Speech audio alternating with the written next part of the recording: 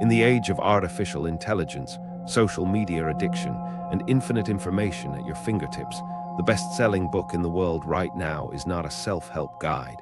It is not a business manual. It is a book written thousands of years ago by shepherds, fishermen, and kings. Bible sales surged 41%, and nobody is talking about why. Think about that. In a world that has tried everything to replace God, people are running back to the one book that refuses to change. But here is what makes this truly fascinating. This is not just a religious revival. This is something deeper, something almost primal. Ancient book, modern crisis. When every institution crumbles, when every expert contradicts the last one, when every truth feels temporary, people do not reach for the newest thing. They reach for the oldest.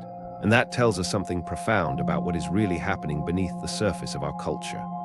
Today, we are going to explore why this ancient text is suddenly the most relevant book on the planet. The 41% surge. Let us start with the raw numbers because they are staggering. In recent years, Bible sales have surged by 41.6%. 41%. That is not a small uptick. That is an explosion, and it did not happen in a vacuum. The Association of American Publishers confirmed that religious book sales have been climbing consistently, with the Bible leading the charge. Now here is what makes this bizarre.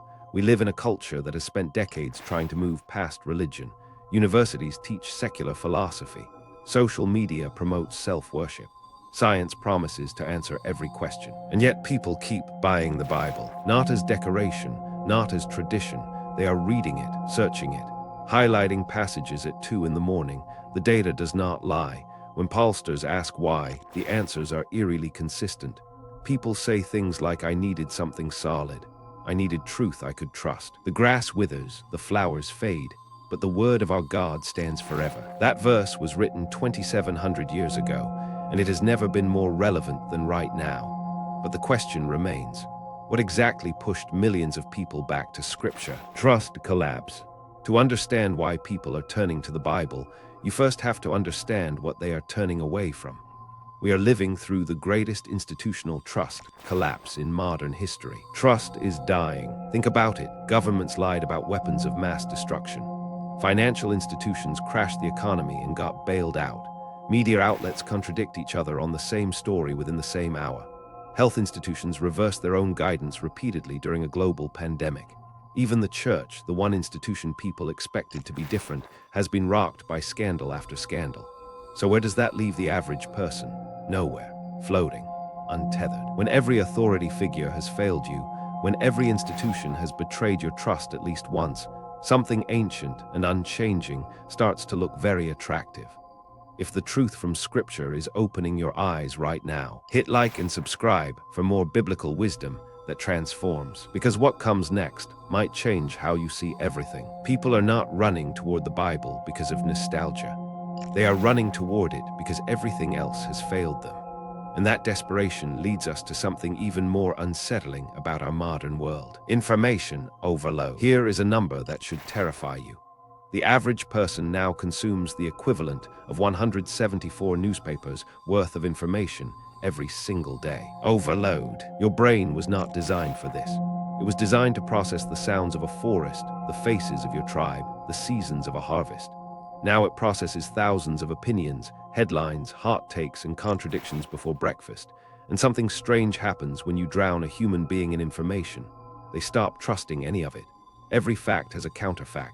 Every expert has an opposing expert.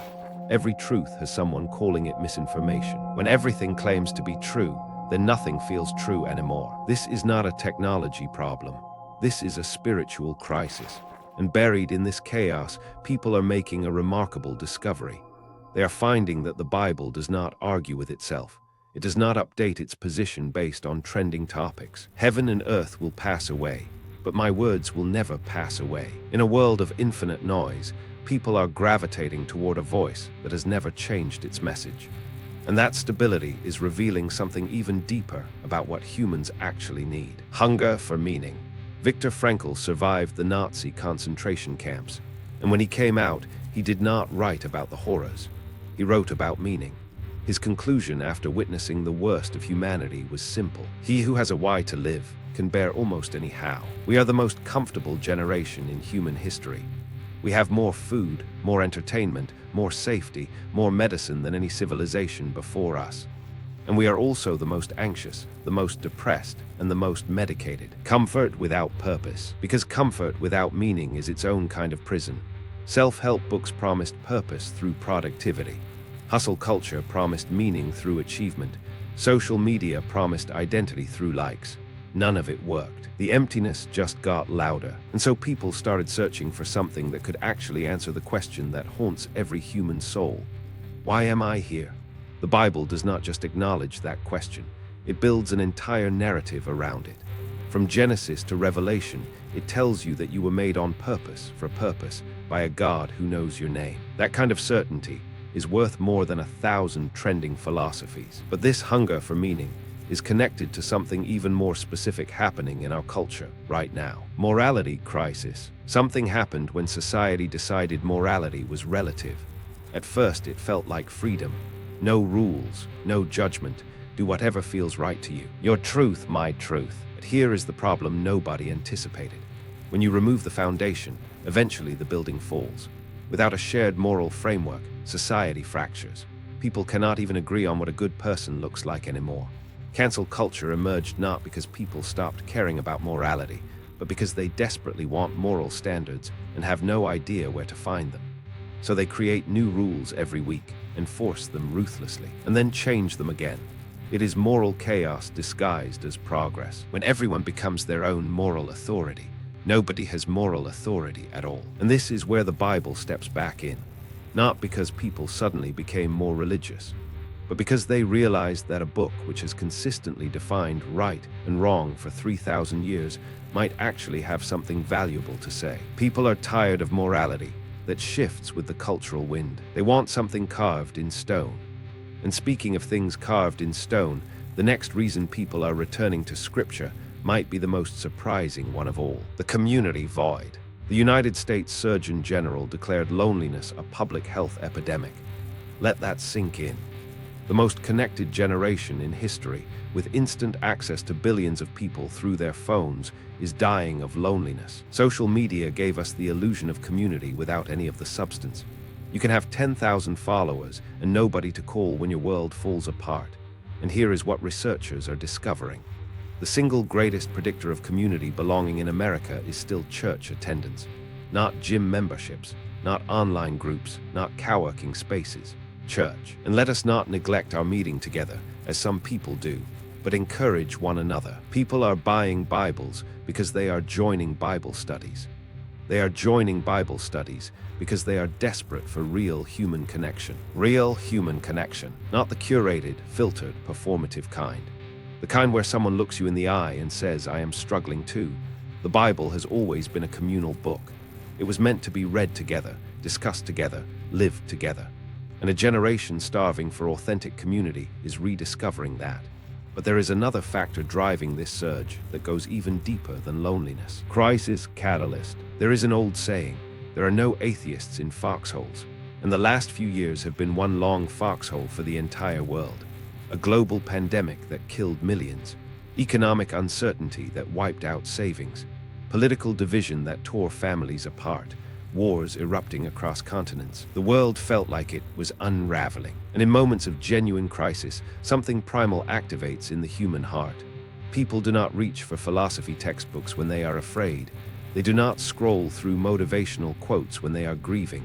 They pray, they open Scripture, they look for God. Crisis. Research from the Pew Center found that prayer surged during the pandemic, even among people who identified as non-religious. Suffering has a way of stripping away everything that does not matter. And when all the distractions are gone, when all the entertainment stops working, when all the coping mechanisms fail, what remains is the deepest question a human can ask. God, are you there? The Lord is close to the brokenhearted and saves those who are crushed in spirit. Millions of people discovered that the answer to that question was yes, and that discovery changed everything. But this leads us to perhaps the most unexpected reason behind this biblical resurgence: countercultural power. Here is something nobody predicted. Reading the Bible has become an act of rebellion. Sacred rebellion. Think about it. In a culture that worships consumption, the Bible teaches contentment. In a world obsessed with self-promotion, Scripture calls you to humility. In an age that says follow your heart, Jeremiah 17:9 says the heart is deceitful above all things. The Bible contradicts nearly every mainstream cultural value, and that is exactly why young people are drawn to it. Generation Z is the most marketed to generation in history. They have been sold products, ideologies, identities, and lifestyles since the moment they could hold a screen. They can smell inauthenticity from a mile away. And when everything in culture is trying to sell them something, a book that demands nothing except honesty with yourself and surrender to God feels radically different. The Bible does not flatter you. It does not tell you that you are perfect just the way you are. It tells you that you are broken, loved, and invited into transformation. That kind of honesty is the ultimate counterculture in a world built on comfortable lies. And this countercultural power connects directly to the deepest reason of all: unchanging truth. Every decade produces a new set of truths that replace the old ones. What was considered healthy in the 90s is now toxic. What was progressive in 2000 is now regressive. The rules of culture change so fast that nobody can keep up. 1. Yesterday's heroes become today's villains. 2. Yesterday's science becomes today's misinformation. 3. Yesterday's morality becomes today's oppression. And in the middle of this constant revolution, people are exhausted. They are tired of learning new rules every year. They are tired of being told that everything they believed was wrong, only to be told the correction was also wrong. Jesus Christ is the same yesterday, today, and forever. That verse is not just theology. It is a lifeline. In a world where nothing stays the same, the Bible offers something almost impossible to find anywhere else.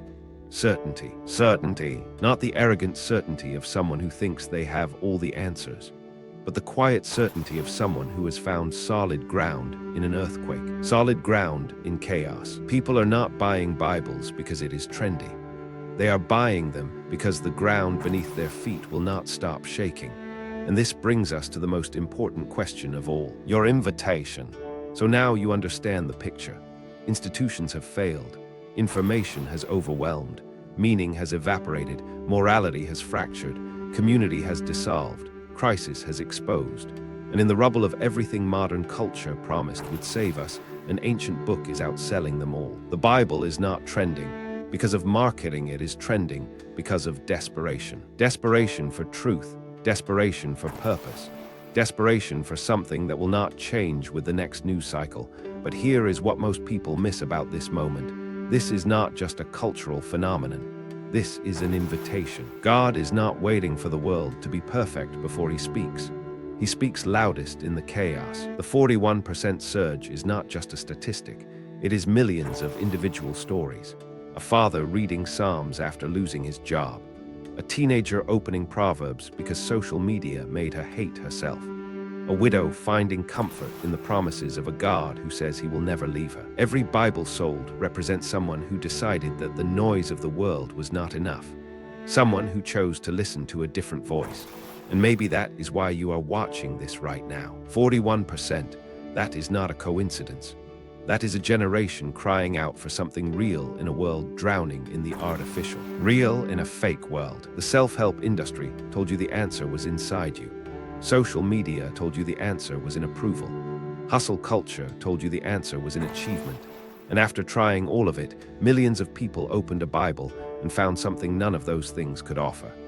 An unchanging God speaking unchanging truth into an ever-changing world. Your word is a lamp to my feet and a light to my path. If you made it this far, comment 41% to show you understand what is really happening in the world right now. Because this is not about book sales. This is about a world waking up to the reality that without a foundation, everything falls. And the foundation has been there all along. Stay in the Word, stay in the Spirit, and watch what God does. If this blessed you, subscribe for more. Share this with someone who needs to hear it today. See you in the next one.